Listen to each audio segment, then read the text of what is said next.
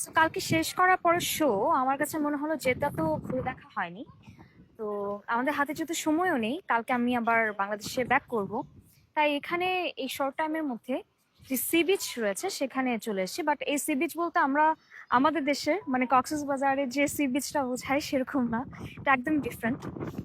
আর এখানের মানে সবকিছু এত সুন্দর করে সাজানো, দেখলে বোঝা যাবে।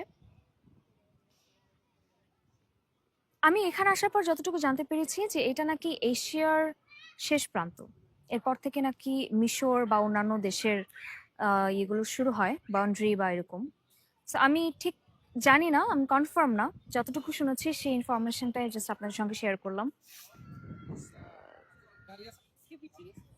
আমি একটা জিনিস বলবো যে এই জায়গাটা ভীষণ সুন্দর, ভীষণ পরিষ্কার, এবং ওই যে বলছিলাম যে আমাদের দেশের মতো না, একটু ডিফারেন্ট। কারণ এখানে একটু ক্লোজে যদি দেখা যায় যে পানিটা একদম ক্লিয়ার।